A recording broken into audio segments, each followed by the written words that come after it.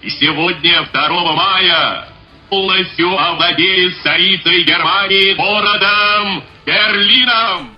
Compañeros, bienvenidos a este segundo capítulo de nuestra sección de entrevistas llamada Voces Revolucionarias. Les habla, como siempre, Vicente Rojo, con la compañía de Emilio León. Buenas tardes, compañeros. Y esta vez tenemos como invitado al compañero Osvaldo, vocero del Partido Comunista Marxista-Leninista del Ecuador. Muchas gracias. ¿Cómo estás, Osvaldo? Tanto tiempo. Nos hemos encontrado a mucho tiempo y en primer lugar querría enviar pues un saludo fraterno y revolucionario a todas las compañeras y compañeros que pueden vernos y que pueden escucharnos a través de estas ondas virtuales que llevan efectivamente con toda fraternidad el mensaje revolucionario de los comunistas del Ecuador desde acá, desde la mitad del mundo. Y estamos muy agradecidos porque la verdad que tener tu presencia para nosotros es muy importante, sobre todo por el papel que juega el Partido Comunista Marxista-Leninista del Ecuador en el movimiento marxista-leninista internacional y sobre todo por la visión que tienen de la realidad que estamos viviendo hoy. Em, En ese sentido, nos gustaría empezar por... Entonces, dime. sigue nomás. No, no, que nos gustaría, como les decía, empezar por que nos contaras un poco la situación postelectoral en el Ecuador. Bueno, ya conocemos de todo ese gran movimiento popular indígena que se dio con Unidad Popular 2 y Pachacutic en torno a Yacu Pérez, que lamentablemente no salió segunda vuelta por razones todavía que extrañas, y la actual, digamos, posición del partido frente a lo que se viene y lo que se está jugando en la izquierda ecuatoriana y para el país. Muchas gracias, Emilio, por esos elogios a nuestro partido.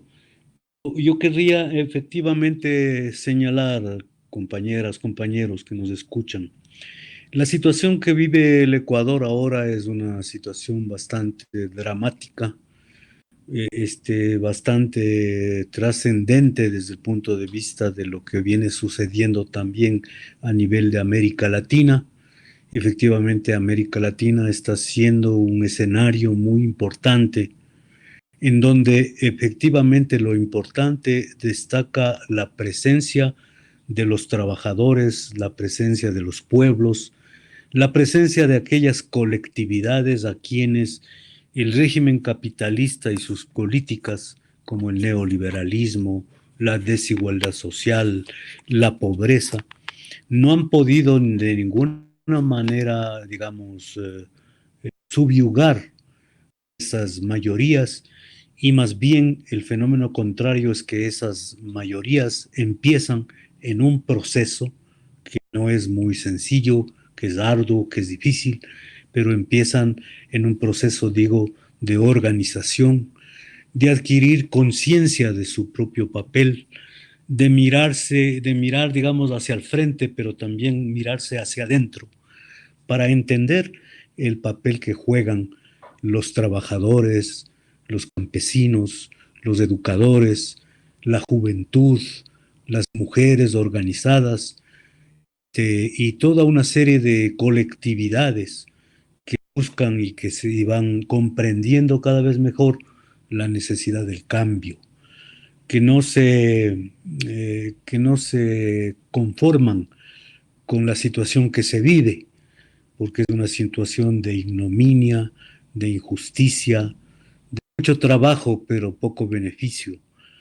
Efectivamente van comprendiendo esto en un proceso, lógicamente, no es un problema que se puede adquirir de una semana a otra, no es una mercadería que se compra, sino que se la adquiere en un proceso arduo de participar en la lucha social y en la lucha de clases. Digo, y entonces van comprendiendo esas realidades. Y este es un fenómeno importante en América Latina. Ustedes tuvieron un verdadero estallido social en octubre del 2019, un estallido social que también tuvo su parangón y que seguramente la gran burguesía debe señalar de que se trata de una conspiración internacional. Pero efectivamente el problema es que un fenómeno parecido ocurrió en Colombia, el gran levantamiento indígena y popular que ocurrió en el Ecuador. Y entonces esos fenómenos, a más de otras luchas que podríamos sumar en el Perú, en Brasil, en Nicaragua y otros países, evidentemente configuran esto que te digo, ¿no? El hecho de que las minorías oprimidas y explotadas, aquellos hombres y mujeres que viven una situación difícil, van buscando, van comprendiendo y cada vez más abriendo su conciencia hacia la necesidad del cambio. Y esto para nosotros al menos nos pone frente a un gran compromiso.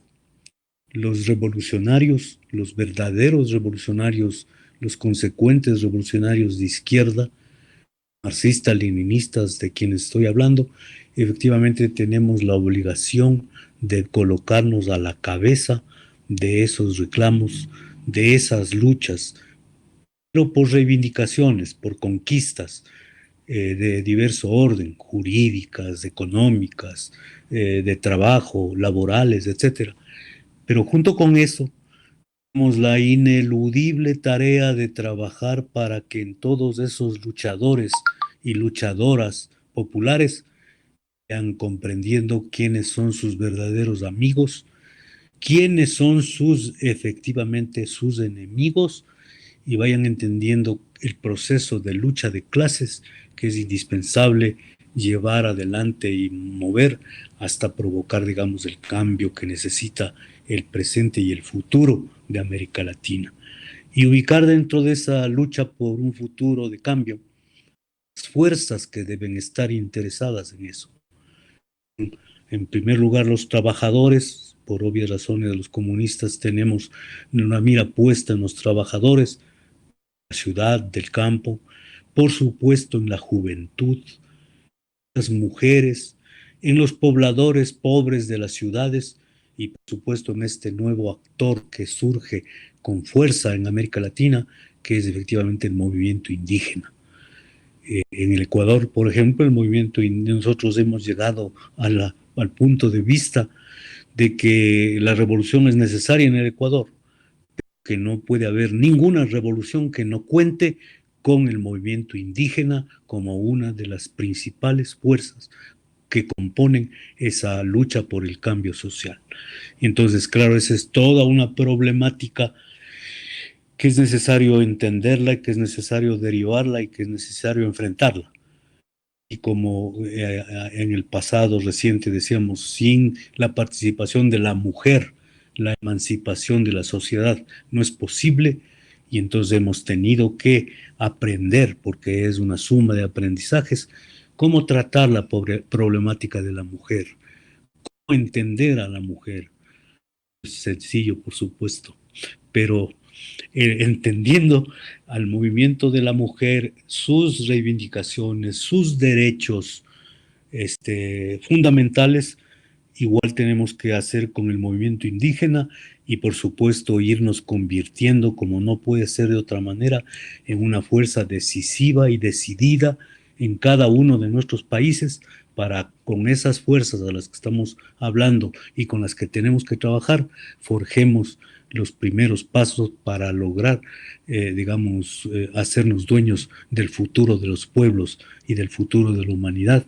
Y efectivamente en ese camino, como todos ustedes los marxistas-leninistas sabemos, tenemos que enfrentar poderosos enemigos, el imperialismo, la burguesía, la derecha, la reacción y sus partidos y sus gobiernos, y por supuesto también el oportunismo de izquierda, que desde la época de la fundación de la doctrina revolucionaria de Marx y Engels, como sabemos también, se fraguaron los primeros pasos de aquellas gentes que, ubicadas dentro del campo del oportunismo y del revisionismo, han traficado con los principios de la izquierda revolucionaria, tratando de desviar el curso de la historia y el curso de la lucha de los trabajadores y los pueblos.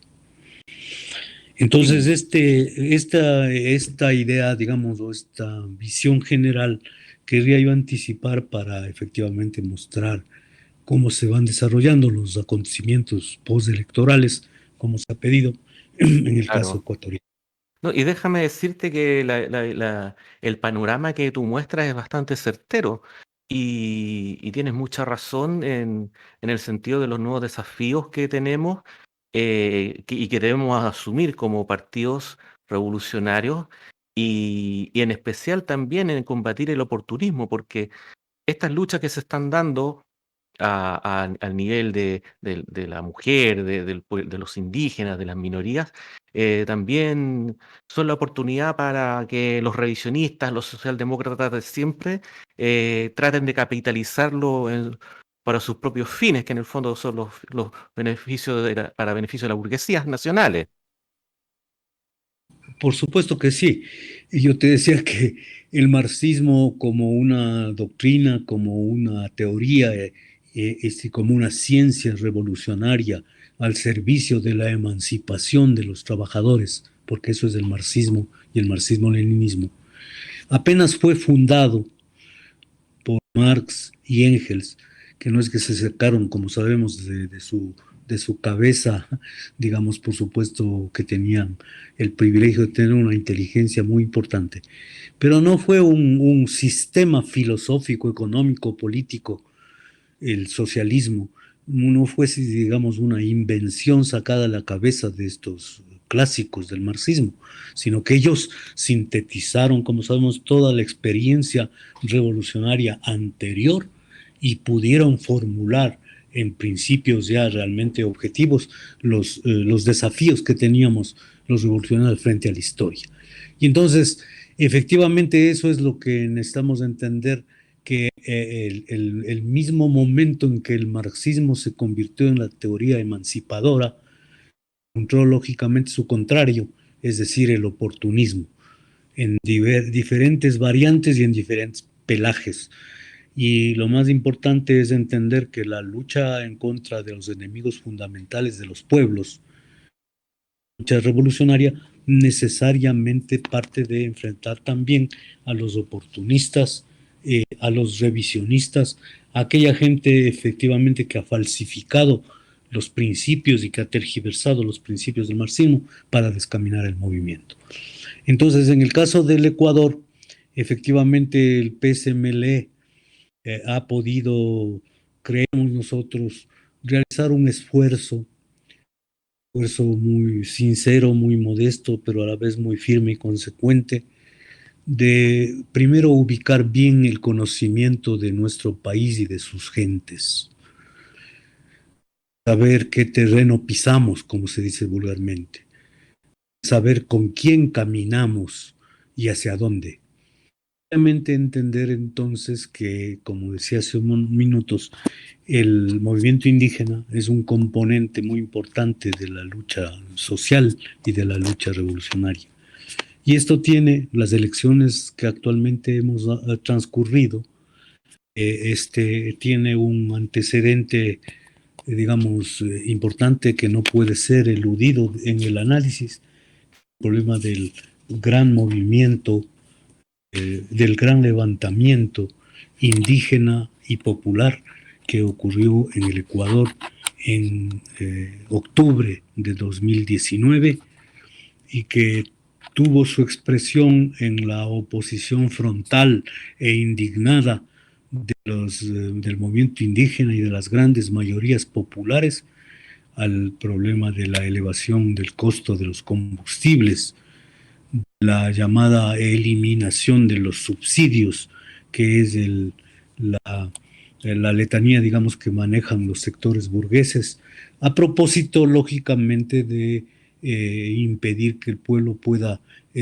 tener algunos beneficios y más bien los beneficios generalmente los marginan para ellos. Entonces, esto de la eliminación de los subsidios a los combustibles, al gas doméstico, a las gasolinas, del transporte pesado y del transporte de carga, efectivamente ha sido una muletilla que los distintos gobiernos de la burguesía han manejado en diversos momentos.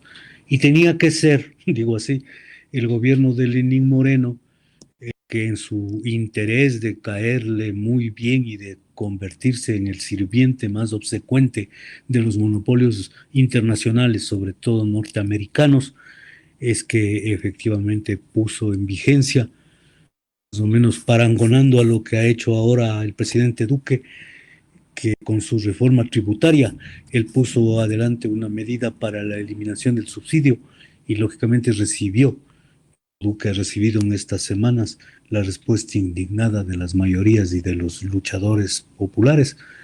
Y el movimiento indígena principalmente fue una fuerza muy destacada en esa lucha. Por eso es que hablamos de un levantamiento indígena y popular. Digo que esto tiene un antecedente importante, porque desde ahí surgió la tesis de que el nuevo presidente del Ecuador, que el nuevo candidato, en todo caso, a la presidencia del Ecuador, debía ser un hombre o una mujer proveniente del movimiento indígena que había jugado un papel protagónico en ese levantamiento. Y de allí es que el PSML, la Unidad Popular, digamos un partido de izquierda revolucionaria, evidentemente plantearon entonces que el candidato a la presidencia para las elecciones del 2021, elecciones presidenciales, debía ser un candidato que viniera del movimiento indígena, el que ellos, dentro de sus mecanismos de democracia interna, resolvieran. Y luego de una serie de procesos que, por obvias razones de tiempo y de espacio, no es posible detallar, pero el candidato que el movimiento indígena propuso a los pueblos del Ecuador fue el compañero Yacu Pérez, un hombre con una trayectoria en defensa del agua, con una trayectoria de luchador en contra de los abusos y del autoritarismo del régimen correísta, un defensor de los derechos humanos, un combatiente de los pueblos antimineros, defensor del agua, que efectivamente incluso su nombre en quichua es Yacu, quiere decir agua, y entonces Yacu Pérez fue el candidato del movimiento indígena y popular. Y fíjate que entonces concurrieron 18 candidaturas a las elecciones que se desarrollaron en febrero. Y de esas 18 candidaturas, efectivamente Yacu Pérez estuvo en el segundo lugar de esas elecciones. En primer lugar, el correísmo con Andrés Arauz, que todavía tiene, digamos, una fuerza a nivel de algunos sectores, y por otro lado, lógicamente, Yacu Pérez. La burguesía sufrió, digamos, un susto en esa elección de Yacu Pérez, el salir en segundo lugar en la primera vuelta. Y entonces idearon el Partido Social Cristiano, gente de derecha que apoya a Lazo, todo el aparato, digamos, burgués, más del gobierno del Lenín Moreno, forjaron un escandaloso fraude electoral que impidió que Yacu Pérez pudiera ser, digamos, pasar a la segunda vuelta. Porque efectivamente, si Pérez pasaba a la segunda vuelta, de hecho, iba a producir una hecatombe de apoyo e indudablemente iba a significar que salga elegido presidente. Entonces, fíjate, solamente unas pequeñas cifras. Yacu Pérez sacó en el resultado oficial del Consejo Nacional Electoral 19,39% de la votación. Y Lazo sacó el 19,74%, según los resultados oficiales. Pero en esos mismos días en que se señalaron estos resultados de los conteos, los auspiciantes de la candidatura de Pérez exigieron del Consejo Nacional Electoral la revisión de algunos miles de actas, cuales estaba de hecho perjudicando a Pérez. Y entonces el Consejo Electoral, para amainar el movimiento, aceptó la revisión de unas pocas actas, y en esas pocas actas que se recibieron, la candidatura de Yacu Pérez peligraba ya con destronar a Lasso del segundo lugar, ¿no?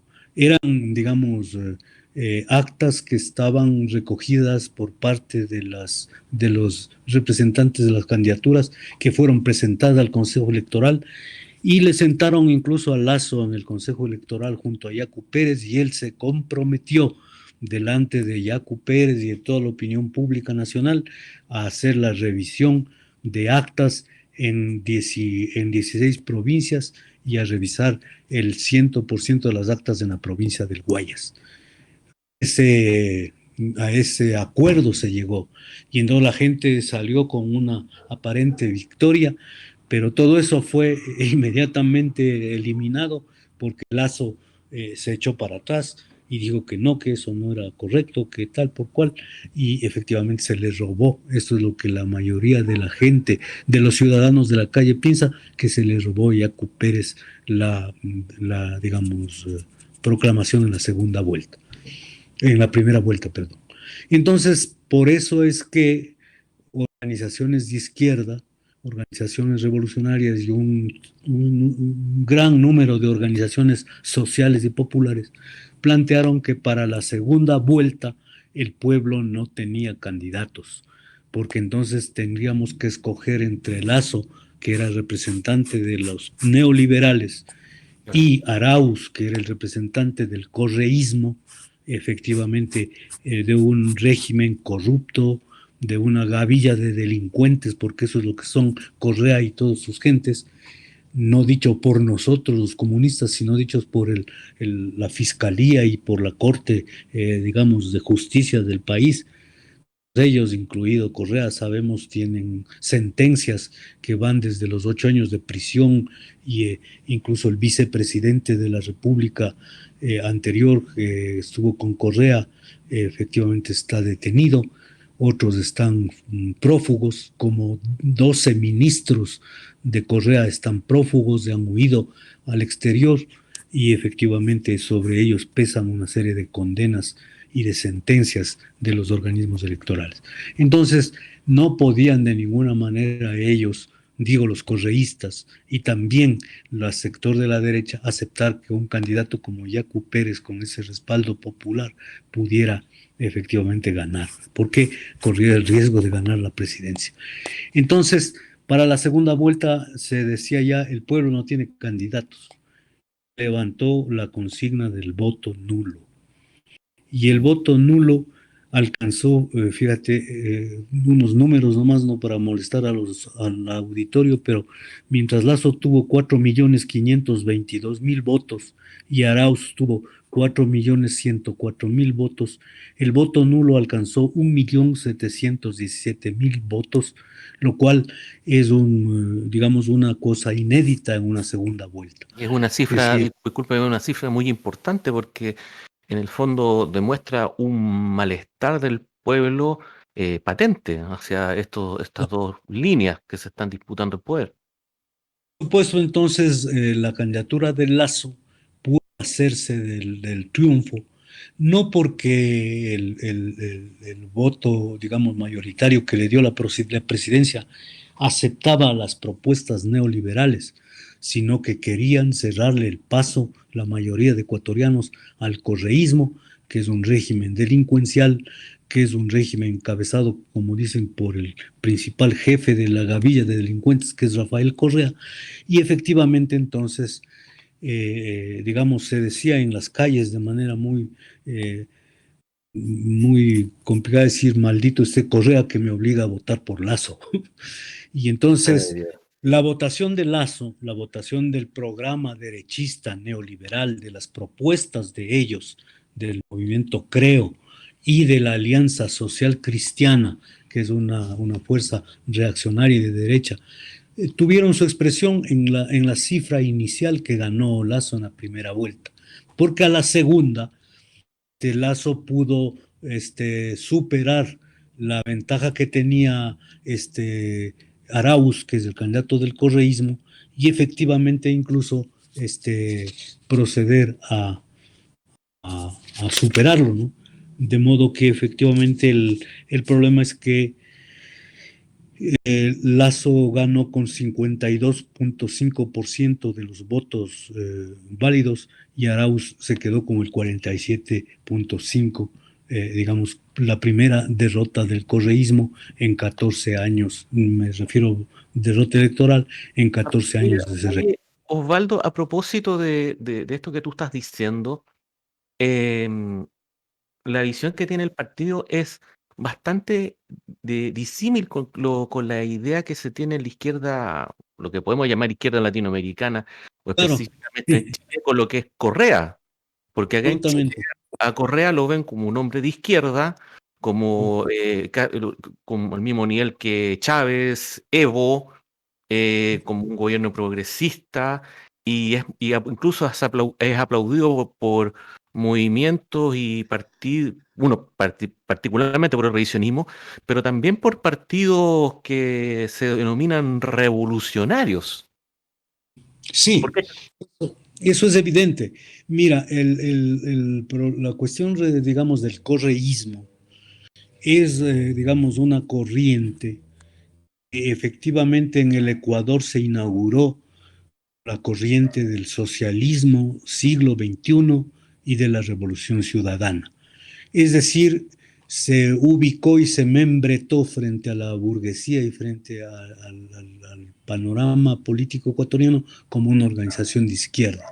Pero pronto se pudo dar cuenta lo frágil que significaba en la ideología, en la política, en la economía, en lo social, etcétera, etcétera, el régimen de izquierda, entre comillas.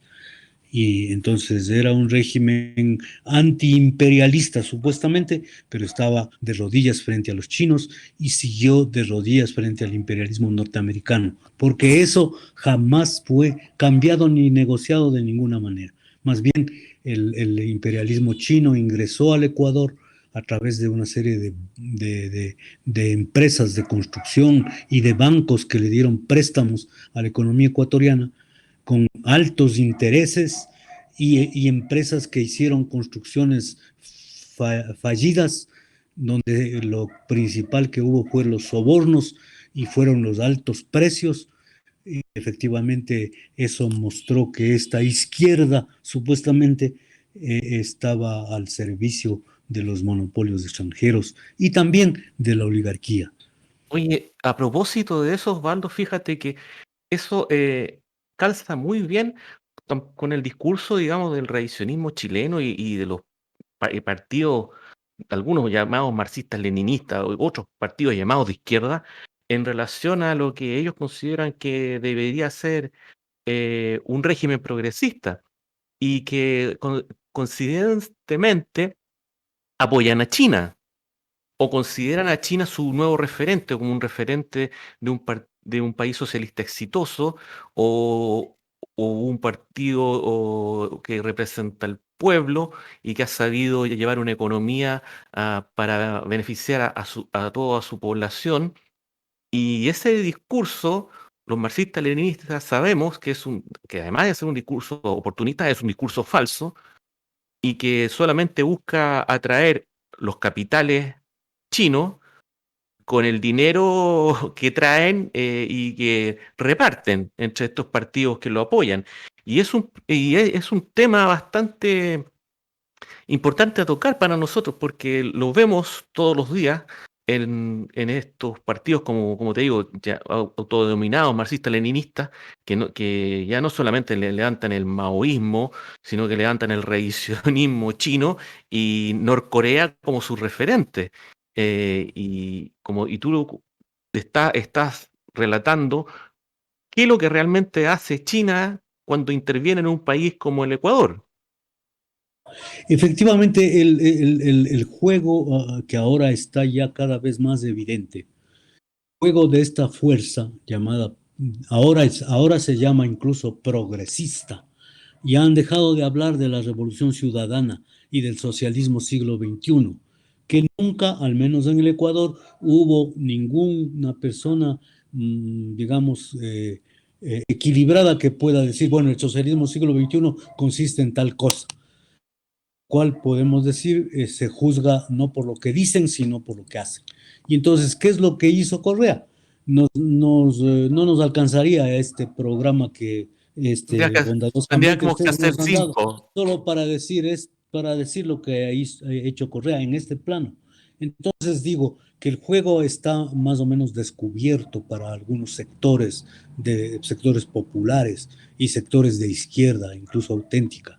El problema es que con esas actitudes de Rafael Correa y su gavilla de delincuentes, insisto, que no tienen nada de izquierda, no por sus palabras, sino por sus hechos, evidentemente lo único que han hecho es desprestigiar ante la opinión de mucha gente al socialismo y a la revolución. Y le han dado a la burguesía una muy importante herramienta, un caballo de batalla para oponerse, digamos, a la revolución, al socialismo, a los pueblos, a los trabajadores, a las mujeres organizadas, diciendo, sí, lo que pasa es que quieren hacernos igual que lo que pasa en Venezuela. Lo que quieren hacernos es lo que igual que pasa en Cuba. Y entonces, como nosotros no queremos que el Ecuador sea Cuba ni que sea Venezuela y que la gente se muera de hambre y tal, por cual, porque no somos de izquierda, evidentemente entonces, es que hay que rechazar a esa izquierda y más bien votar por el señor Lazo, que es un representante de los banqueros, etcétera, etcétera. Entonces, ese juego macabro, perverso, siniestro de Correa y su gente, orientado efectivamente por revisionistas a nivel internacional, como es el famoso Foro de Sao Paulo, en el cual nosotros estuvimos como Partido Comunista Marxista-Leninista del Ecuador y descubrimos sus tretas, sus maniobras y sus perversas intenciones, y por eso, junto con las demás organizaciones realmente de izquierda del Ecuador, nos salimos del Foro de Sao Paulo el momento en que entró Alianza País y Rafael Correa a ser parte del Foro de Sao Paulo, que Bueno, no es sino una déjame formación, decirte, disculpa que te interrumpa, Osvaldo, no pero déjame importa. decirte que todo el revisionismo y toda la socialdemocracia del siglo XXI y todos los partidos autodenominados revolucionarios participan de ese foro, que es una olla de grillos donde hay cualquier cosa menos socialismo, menos Socialismo. izquierda revolucionaria. Ahora el Foro de Sao Paulo agrupa al señor Daniel Ortega y los muertos que tiene encima. Así es. Ahora el Foro de Sao Paulo también cobija al señor Maduro. Toda la acción que ha realizado para llevar a su pueblo a la situación en la que está, con el nombre de Revolución Bolivariana, ofendiendo el nombre de Bolívar y la obra de Bolívar, porque nosotros los revolucionarios no podemos estar de ninguna manera y no estamos de acuerdo con la acción, digamos, que lleva el señor Maduro en Venezuela. Por supuesto que no estamos. ¿Cómo podemos estar con un país, digamos, petrolero llevado a la crisis por efecto de toda, bueno, también sería otro programa para hablar solo de Venezuela? Pero Así es. nosotros hemos apoyado, que se oiga bien, la lucha, acción organizada del pueblo venezolano para luchar en contra del imperialismo, para luchar en contra de la burguesía y de la oligarquía venezolana. La pregunta es, ¿hasta dónde se ha llegado a golpear a la oligarquía venezolana y hasta dónde, digamos, se ha llegado a afectar los intereses norteamericanos en Venezuela?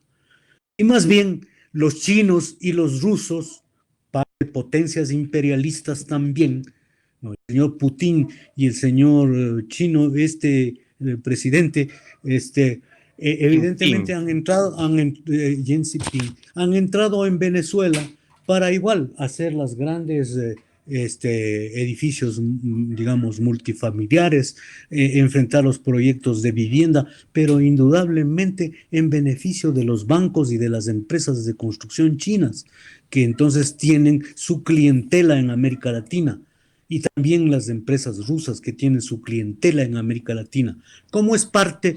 Quien ha estudiado la teoría de expansión del imperialismo y de las potencias imperialistas sabe muy bien que entre las distintas potencias imperialistas, China, Rusia, Estados Unidos, se reparten el mundo, se reparten las zonas de influencia, participan en la política mundial con sus protervos intereses. Y entonces, entender eso es entender también que en el Ecuador, entonces la línea, digamos, neoliberal que representa el señor Lazo es indudablemente la que ha triunfado, pero no ha triunfado ni ha suscrito el pueblo ecuatoriano esas propuestas, porque efectivamente los compañeros y compañeras que nos escuchan deberían conocer que Lazo ha hecho una serie de ofertas en la campaña electoral, tocarlas de pasada. Una vacunación de 9 millones de ecuatorianos, de los 17 millones que somos, de 9 millones de ecuatorianos en los 100 días, en los primeros 100 días del gobierno de Lazo. 1 millón de empleos para el año 2022, del millón que se ha perdido en esta pandemia y en esta crisis. Elevar el salario básico unificado a $500, ¿no? Pagar las deudas que el gobierno tiene en la seguridad social, porque Correa tomó el dinero del Instituto Ecuatoriano de Seguridad Social, sacando el dinero de las coberturas médicas y de los jubilados para favorecer, digamos, el afán de resolver sus crisis fiscales, reformar la ley orgánica de educación superior, en donde el señor Lazo ha hablado incluso de libre ingreso a las universidades. Ya. Entonces, estas promesas las ha hecho en la campaña. Y entonces, este régimen neoliberal tiene compromiso frente a las mayorías que incluso lograron que él triunfe de cumplir estos compromisos. Entonces ahí es que viene el problema, ¿no? De hasta en qué medida es que se va a cumplir eso, ¿no? Una particularidad importante para las compañeras en Chile, ¿no? Claro. Lazo es miembro del Opus Dei. Como tal, ha defendido el problema de impedir el aborto, aunque sea por violación, aunque sea incluso en el caso de enfermedades mentales, es decir, están en contra con con esa bendita letanía de que están por la vida desde la gestación y sé cuánto. Y entonces, sin embargo, Lazo en la campaña se permitió señalar de que si bien él era partidera, un cristiano convencido y estaba defendiendo la cuestión de la vida, atención esta aspiración de las mujeres ecuatorianas de que se apruebe el tema de la legalidad del aborto por violación. Y entonces, efectivamente, el problema es que sencillamente él está comprometido con eso. Y Oye, estos días, Osvaldo, disculpa que te... Pero sabes que todo lo que tú está bien que relatas, me interrumpas. todo lo que tú relatas es tan parecido en cada uno de nuestros países. Todo ¿No? lo que tú nos relatas en términos del manejo económico, en el término de manejos políticos, en la intervención de los imperialismos, no solamente norteamericano, que va de retirada frente al chino, eh, me hace me surge una pregunta que nos pudieras responder. ¿Cómo ves tú hoy día en este escenario donde se dan, digamos, situaciones parecidas en nuestros países, la labor o el accionar hacia adelante de los partidos revolucionarios, de los partidos marxistas-leninistas, tomando en cuenta que tenemos digamos, una realidad más o menos parecida, ya sea gobernados por la socialdemocracia, por la derecha, los socialcristianos, cualquiera de ellos, el molde es el mismo. Entonces, quisiera ir a esa pregunta. ¿Y qué opinas tú, en el fondo, o para dónde vamos, o qué Sí, sí. camino debemos tomar? Exactamente, mira, nuestro partido, el Partido Marxista-Leninista, desde hace algunos años atrás, difundiendo en el Ecuador, enfrentando en el Ecuador en la época en que estaba Correa, vivito y robando, como dicen acá.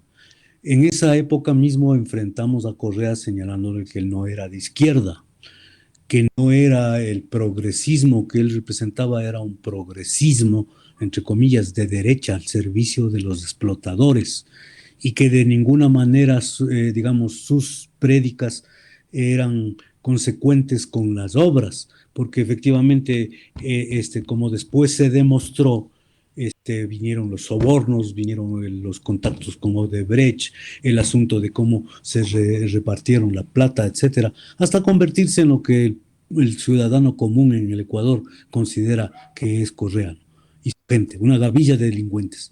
Y contra esos es que nosotros hicimos una pelea, junto con el movimiento indígena, con Yacu Pérez, con la gente que está ahora, inclusive vale señalar que doña Guadalupe Llori, que es ahora la presidenta de la Asamblea Nacional del Ecuador, miembro de esta Pachacutic, ella fue objeto del maltrato y de la persecución y del golpe, digamos, artero, porque no se respetaron ni su edad ni sus condiciones.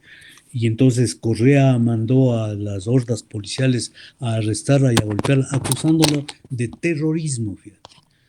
Y estuvo detenida por parte de Rafael Correa en el, digamos, en los presidios del correísmo.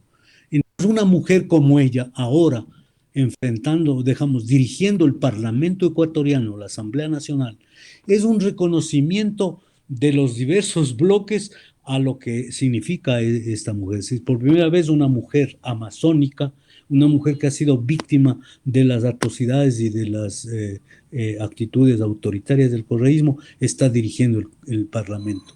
Y el bloque de Pachacutic, del movimiento indígena del Ecuador, es un bloque numeroso en el Parlamento, es precisamente el segundo bloque que ahora está aliado con un partido que se llama Izquierda Democrática, que se lo reconoce que era el presidente Rodrigo Borja, fue de ese partido, y entonces hay en el Parlamento ecuatoriano en este momento una serie de bloques que por sí mismos no pueden conseguir la mayoría y tienen que lograr una unidad para poder captar las diferentes dignidades y la integración de las comisiones. Y en la semana que estamos terminando ha ocurrido un asunto que viene de destacar. Lazo hizo una alianza con el Partido Social Cristiano de León Febres Cordero para hacer la campaña y llegar a la presidencia. Y luego esa alianza se planteó hacerlo junto con Correa. Y entonces Correa, Nebot, Lazo y los representantes de estas tres fuerzas, el social cristianismo, el Creo de Lazo y el grupo de UNES, que se llama ahora Unión por la Esperanza, de Correa, se reunieron en Guayaquil y esto es lo que se ha develado todo un complot en el interés que tenía Correa de que se nombre una llamada Comisión de la Verdad que tuviera el objetivo de darles a ellos un indulto y de quitarles las penas que tienen y de que entonces ellos sean considerados unos angelitos aquí en Ecuador.